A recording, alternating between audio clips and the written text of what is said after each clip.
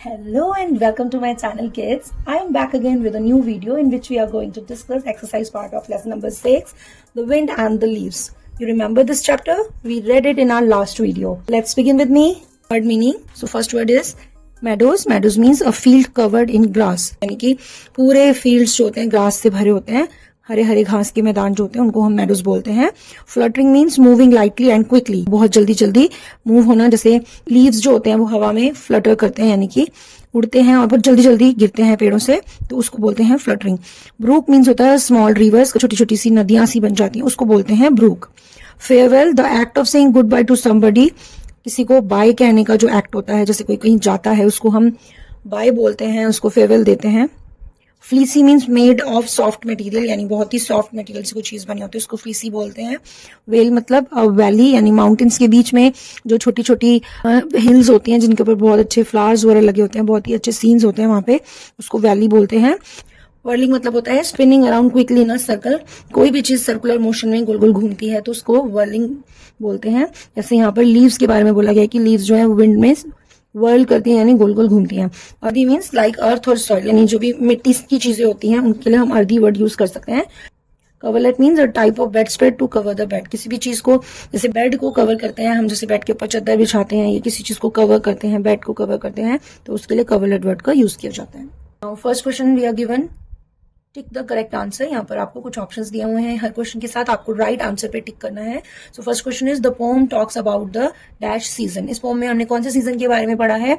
Spring, summer और autumn. Spring season वो होता है जिसमें सारे प्लांट्स में न्यू लीव्स आ जाते हैं, बहुत सारे फ्लावर्स खिल जाते हैं और चारों तरफ ग्रीनरी हो जाती है. समर बोलते हैं गर्मी के सीजन को, और ऑटम होता है जिसमें सारे लीव्स जो होते हैं वो ब्रांचेस को छोड़कर अर्दी बेड पर सो जाते हैं. तो इस पोम में हमने ऑटम सीजन के बारे में पढ़ा है, तो हम इसे टिक कर देंगे. Second, who did the leaves call there friend. उन्होंने किसको अपना फ्रेंड बोला है लीव्स ने? द ब्रूक यानी छोटी छोटी नदियों को, द क्रिकेट जो लीव्स के ऊपर बैठता है, एंड द लैम्स यानी शीप के बेबी को. तो हमने सेकंड स्टैंजा में रीड किया था कि क्रिकेट को वो अपना फ्रेंड बोल रहे हैं कि बहुत लंबे टाइम से हम अच्छे फ्रेंड्स हैं, तो यहाँ पर हम क्रिकेट को टिक कर देंगे. क्वेश्चन नंबर 3 में हमें दिया हुआ है who did the leaves ask to sing a farewell song. किसको वो फेयरवेल सॉन्ग गाने के लिए कह रहे हैं लीव्स? द ब्रूक यानी छोटी छोटी नदियों को, द क्रिकेट यानी उस इंसेक्ट को, और लैम्स यानी शीप के बेबीज को. तो हमने पोम में पढ़ा है जो लीव्स हैं वो किसको कह रहे हैं फेयरवेल सॉन्ग गाने के लिए? द ब्रूक यानी छोटी छोटी जो नदियां हैं उनको वो फेयरवेल सॉन्ग गाने के लिए कह रहे हैं. Question number 4 is the leaves would be covered with the coverlet of dash. किस चीज से वो कवर हो जाएंगे? सॉइल से, रेन से और स्नो से. कौन है जो उन्हें कवर कर देगा जब वो अपने अर्दी बेड पर सो जाएंगी? सॉइल यानी मिट्टी, रेन यानी बारिश और स्नो मतलब बर्फ. तो हमने ऑटम सीजन के बारे में पढ़ा है, और ये पढ़ा है कि ऑटम फिनिश होते ही विंटर आती है. विंटर में क्या होता है?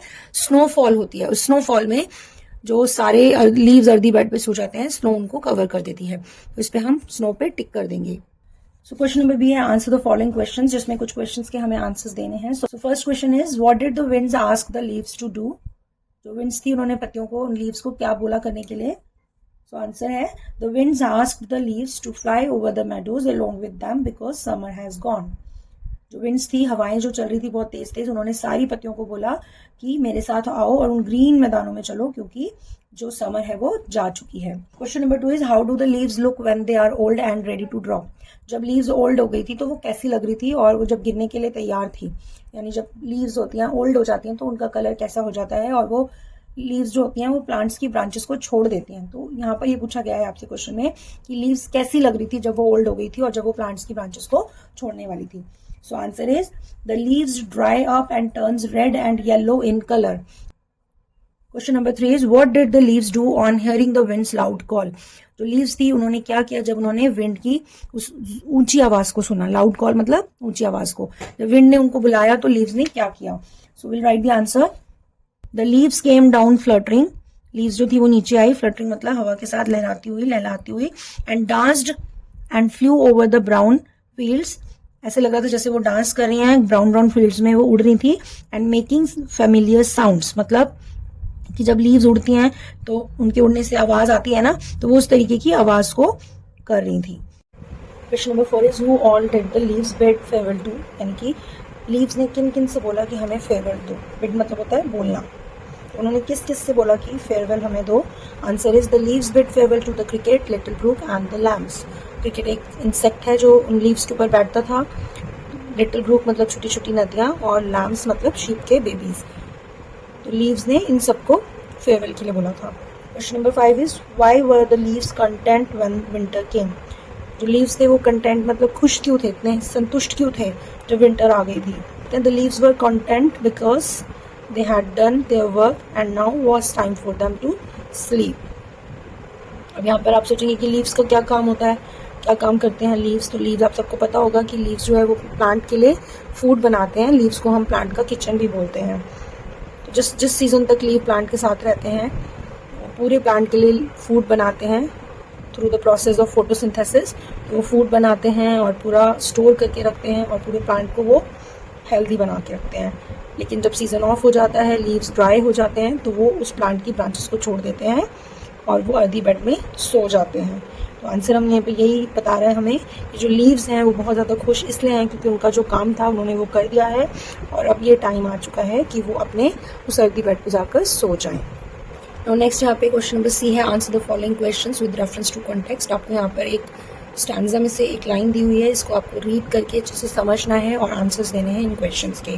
सो फर्स्ट लाइन हमें दी है, put on your dress of red and gold. अपनी रेड एंड गोल्ड कलर की ड्रेस को पहन लो, इस लाइन का ये मीनिंग है।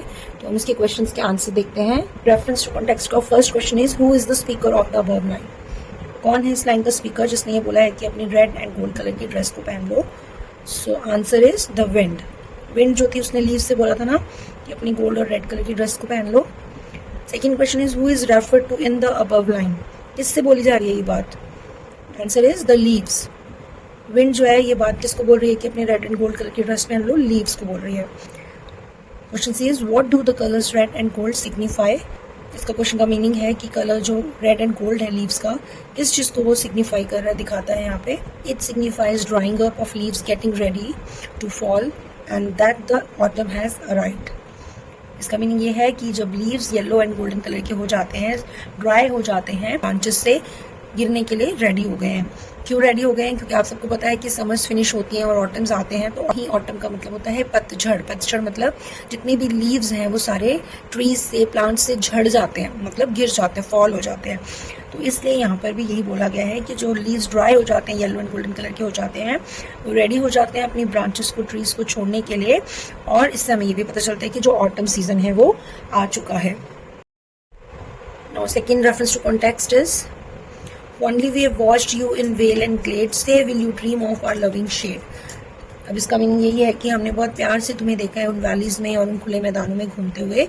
बोलो कि तुम हमारी उस लविंग शेड के सपने देखोगे जो हमने तुम्हें समर्स में दिए। अब इससे रिलेटेड क्वेश्चंस के आंसर हम देख लेते हैं। सेकेंड रेफरेंस टू कॉन्टेक्स्ट का एक क्वेश्चन है, who is the speaker of the above lines. यानी ऊपर जो लाइन्स हमने रीड किए हैं अभी, उनका स्पीकर कौन है, कौन इसे बोल रहा है। So answer is the leaves. Leaves हैं जो लैम्स से बोल रही हैं कि हमने तुम्हें बहुत ही खुशी से वैलीज में और ग्लेड्स में घूमते हुए देखा है। Question number B is who is referred to in the above lines. किससे बोली जा रही है ये बात। Answer is the lambs. Lambs मतलब शीप के बेबी से लीव्स जो है ये बात बोल रहे हैं। And question number C is why is the shade described as loving. Shades को लविंग क्यों बोला गया है, यहाँ पे जो ट्रीज हमें छाया देते हैं यहाँ पे उसे लविंग क्यों बोला गया है। So answer is the shade is described loving because it protected the lamps from sunshine and rain. क्योंकि जो ट्रीज शेड देते हैं वो उन लैम्प्स को प्रोटेक्ट करते हैं सनलाइट से भी और रेन से भी। हम सबको भी तो प्रोटेक्ट करते हैं ना ट्रीज। जब बारिश होती है तो हम ट्रीज के नीचे अगर रुक जाते हैं कभी कभी तो रेन से भी बचते हैं और हमें सनलाइट से भी जो ट्रीज हैं वो प्रोटेक्ट करते हैं अपनी शेड देकर। So kids that's all in today's video. आज हमने अपनी बुक एक्सरसाइज को कंप्लीट कर लिया है। आई होप आपने इस पोम को एंजॉय किया होगा और आपको ये पोम अच्छी लगी होगी। अगर आपको पोम अच्छी लगी है तो आप अपने फ्रेंड्स के साथ मेरी इस वीडियो को जरूर शेयर कीजिए। आप न्यू है मेरे चैनल में तो मेरे चैनल को सब्सक्राइब कीजिए और मेरी वीडियो अच्छी लगी है तो इसे लाइक कीजिए। मैं मिलूंगी आपसे अपनी नेक्स्ट वीडियो में, तब तक के लिए बाय बाय।